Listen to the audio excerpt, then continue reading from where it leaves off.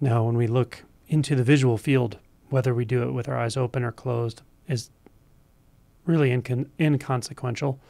You can do this with your eyes closed. Just notice if you do that there's patterns behind the eyelids. Shades of gray or brown, or you can see those patterns. May even be easier with the eyes closed for some people, or looking at something abstract where it doesn't seem particularly like an object that you would call an object. But either eyes open or closed works fine. And I think it can be helpful to do this after some work with sound and sensation, because we can kind of apply that sense of undifferentiatedness to the visual, because the visual field, we tend to really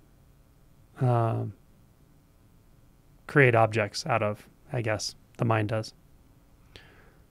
But it doesn't have to. So as you're taking in the visual experience, first let's just notice color. Meaning we're not going to look at lines and shapes so much. I mean, they're there, but we're not going to notice those as much or regard them as much. Lines and shapes, certainly not meaning or labels, but just color. Like as if you are a newborn baby and you opened your eyes for the first time and you just see this massive array of green and yellow and blue and red and white and black. So just take it all in at once.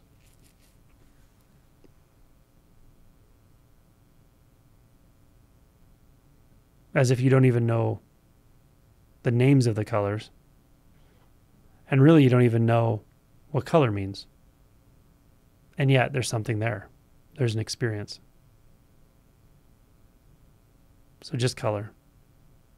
Various shades and hues.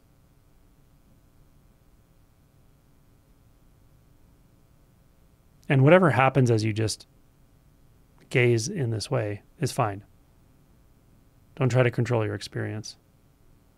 If things I say are helpful, great. If not, it doesn't matter. You can just tune me out. But just let the visual experience show you what it is. That's all.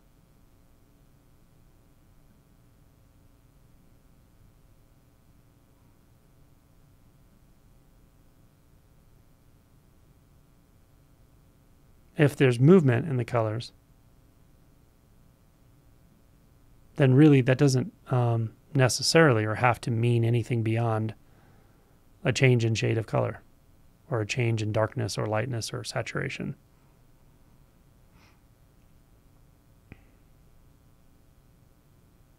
So the colors may be sort of static, or they may be shifting and moving depending on what you're looking at. As you notice these colors, without moving your eyes to a different direction, try to let your attention move out to the periphery as well. However far you can sort of see out there on both sides. Notice there's also probably some kind of color out there, but it tends to get less colorful to the periphery. But there's definitely stuff there. Just so you're sort of taking the whole visual field in.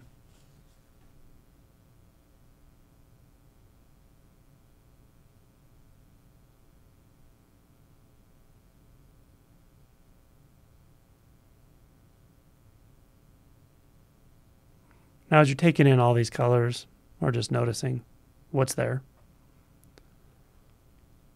you can ask yourself, what is my evidence for a viewer or a watcher of this? And we're looking right into the experience itself to show us. Does it feel like it's projecting a watcher in one direction or another? Does it assume a watcher? Does it assume a viewer? Again, like a newborn baby opening its eyes for the first time, seeing that visual experience, all the colors. Do you think it suddenly feels like it's watching something? There's a watcher back there? Or is it just the colors?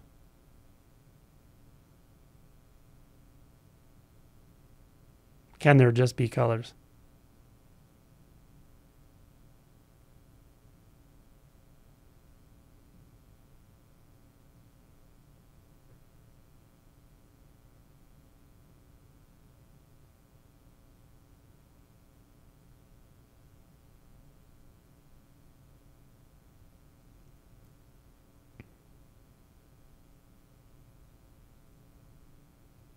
When we think about it, the mind puts it together like, first there's the watcher of colors, then there's the colors.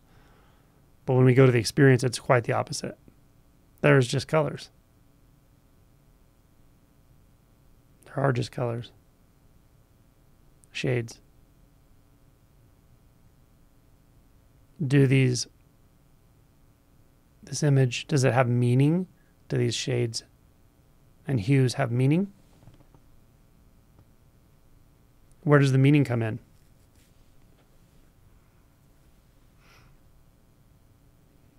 Can you see this without labels? Without labeling anything that's in your visual field? For instance, you might see something moving, a car or a tree or whatever. My mouth, whatever you're looking at. You may see something moving, and you could, I guess, make that into an object in one sense. You could tag that as an object. But see if you can not do that. See if you can just let it be what it is without any label or tag or description.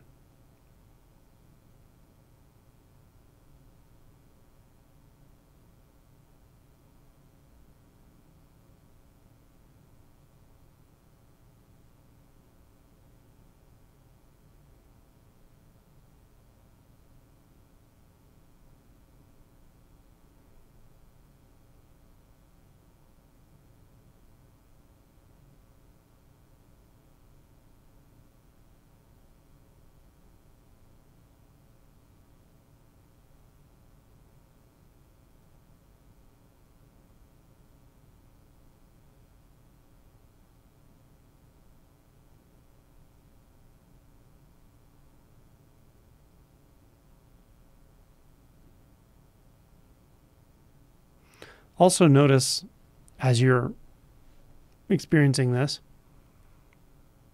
do you need to check in with a self? Do you need to check in with someone back here? Like, feels like back in the body or whatever, however you want to say that. Does it feel like that needs to happen for this visual experience to remain? Or does it just remain?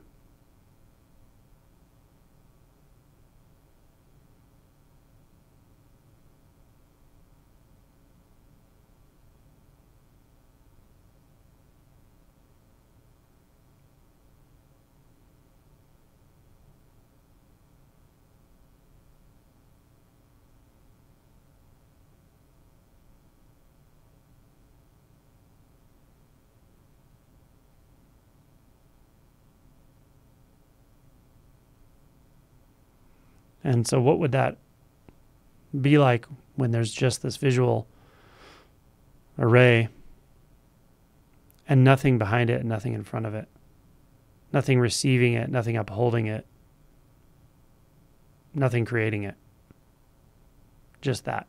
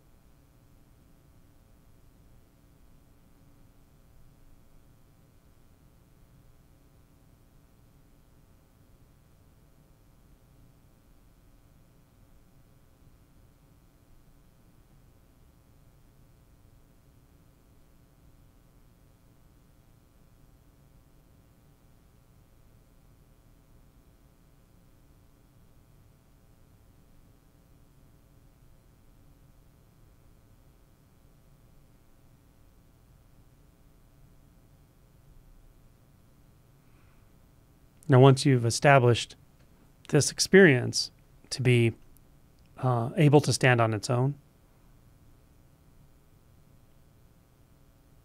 you can just stay with it largely. You can actually try to trace back experience, but keeping your vision open here. Trace back experience to see if there's something proximal, like in the body, like a center, that's pushing that outward. It's pushing that visual experience outward to make it feel like it's out there. Can you find anything like that?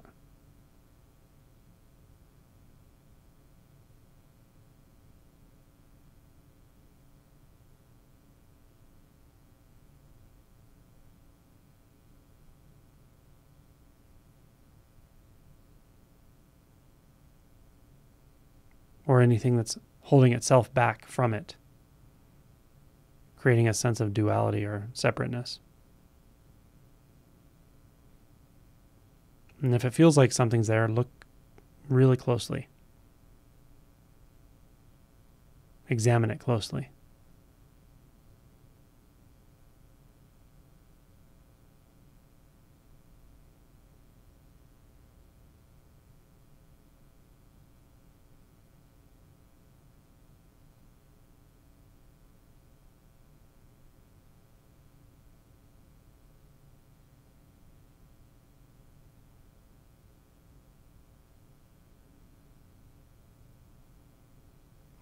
And if it's a thought, that's one thing. That's okay.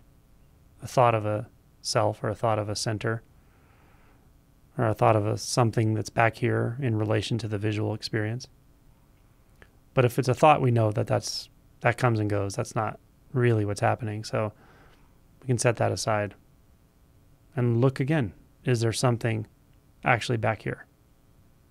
Is there something pulled back from the visual experience, apart from it, separate from it, in any way at all? Again, if it feels like a center or point in the body, look for that. Follow it back. See if you actually go anywhere.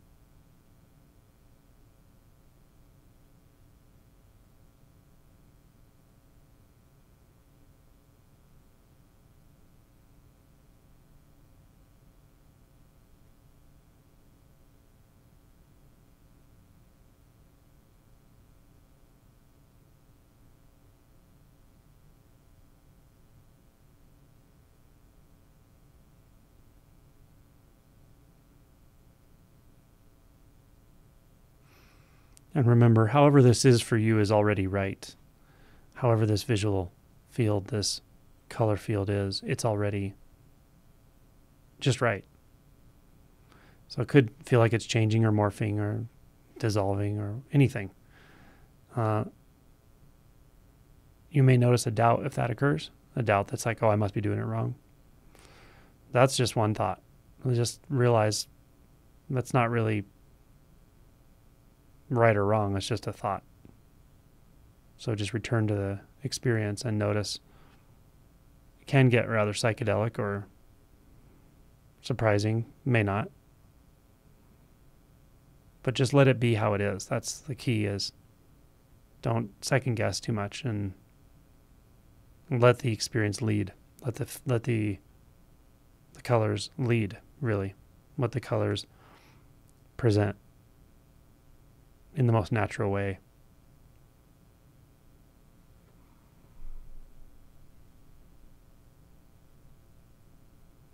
And this is a wonderful contemplation because you can do it anywhere at any time, in nature, in your bed, staring at the ceiling, looking at your hand, eye gazing with someone else. It's always available. All right, that's it.